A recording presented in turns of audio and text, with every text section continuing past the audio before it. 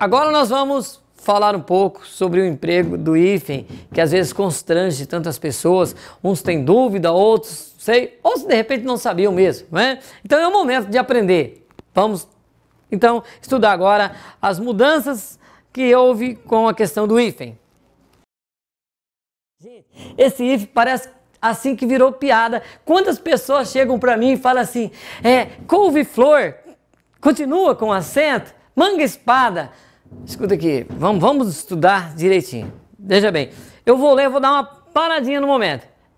O hífen, palavras compostas. O hífen deixa de ser empregado nas seguintes situações. Quando o prefixo, ou seja, o primeiro elemento, né, termina por vogal. Quando o prefixo termina por vogal. Eu disse que quando um substantivo, por exemplo, manga, espada, manga é um substantivo. A mudança foi com os prefixos, como m, ante, pró, alto, palavras que se acoplam uma a outra para ter um significado, para mudar o significado da outra. O prefixo termina em vogal e o segundo elemento começa com vogal. O segundo qual que é? O primeiro terminou por vogal, o segundo começar com R, não é? É R ou S, com vogal é o próximo. R ou S. Nesse caso, temos que duplicar o R ou S, porque ele vai ficar entre duas vogais e se eu deixar um só, ele vai ter uma pronúncia diferente. E com essa, mantém-se o acento, só um instantinho.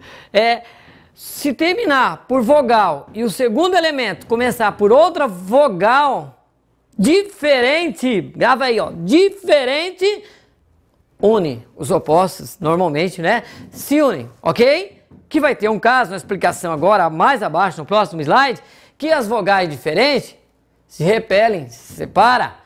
Vamos para o exemplo que vai ficar bem claro, tenho certeza que todos vocês que estão me ouvindo vão entender. Veja bem, antirreligioso, o primeiro elemento, que é um prefixo, não é uma palavra, um substantivo ou um adjetivo, é um prefixo, anti, terminou pela vogal I e começou por um R. Se fosse R ou S, como temos outros exemplos, nós vamos do lado direito, como fica, hoje já como ficou, certo? Como eu tirei de um outro, então como ficou.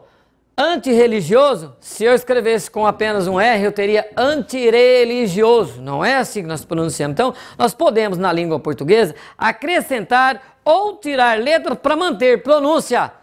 E ela continua sendo regular. Se for um verbo, o verbo continua sendo regular. Aí temos ali, antissemita.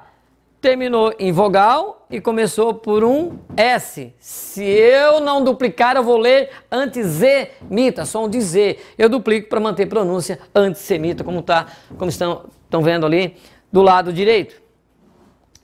Contra-regra, autoestrada. Olha que interessante. Autoestrada, autoescola. Auto é um prefixo que significa que ele se movimenta por si próprio.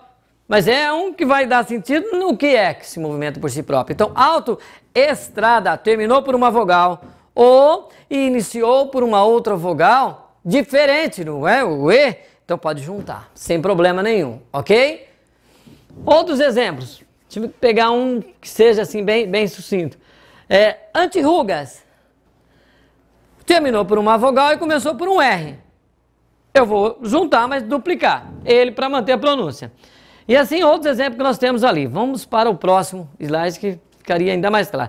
Agora, o que eu expliquei acima. Olhe bem o que está escrito. Quando o prefixo termina por vogal, usa-se o hífen se o segundo elemento começar pela mesma vogal. Vogais idênticas separa, vogais diferentes se juntam. Ok? Gravou?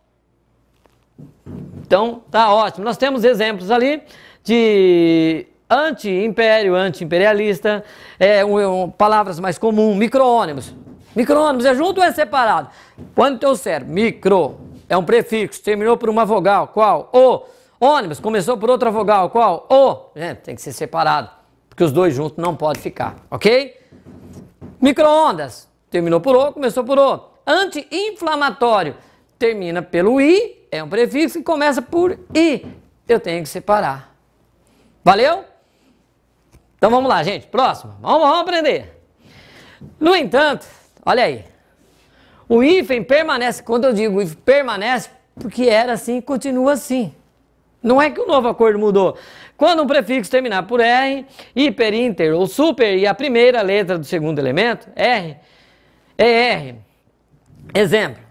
Essa explicação explica porque faz parte, mas no momento de escrever ou de ler, você veria uma grande diferença. Veja bem, hiper requintado. Se eu ler junto, eu não vou ler hiper requintado, eu vou ler hiper requintado, e não é isso que eu quis pronunciar. Então, de fato, eu ponho o hífen, inclusive para pronúncia. E esse hífen já existia, não está fazendo parte do novo acordo. Super resistente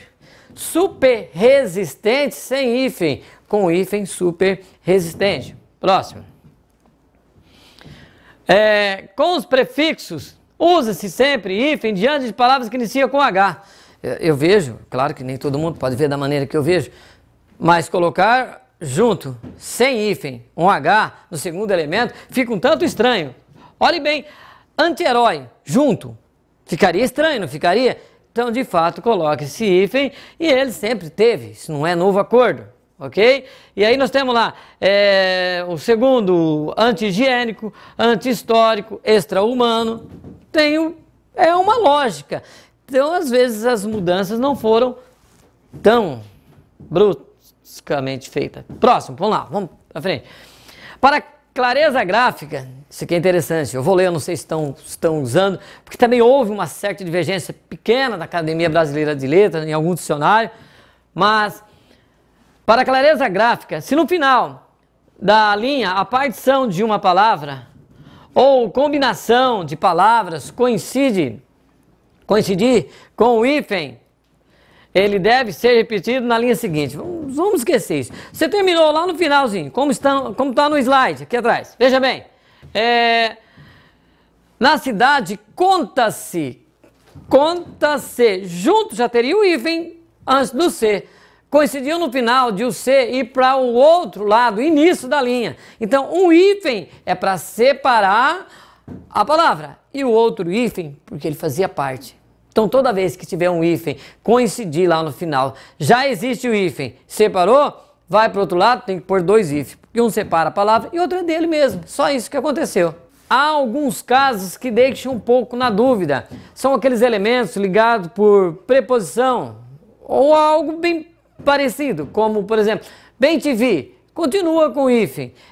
Cravo da Índia, continua com hífen. A mula sem cabeça, pé de moleque, que são substantivos consagrados pelo uso e não são botânicos, esses perderam o hífen. Ok? Então, mas do mais são coisas bastante simples e que não é conveniente se preocupar com tanta coisa. É bom conhecer, ter o conhecimento, ok? E que nós tenhamos esse conhecimento de uma forma bem rápida, bem sucinta. Eu gostaria que todos vocês aprendessem, não só isso, mas em si, toda a matéria de língua portuguesa, numa rapidez assim fantástica como está o nosso mundo hoje. Obrigado, até a próxima, se Deus quiser.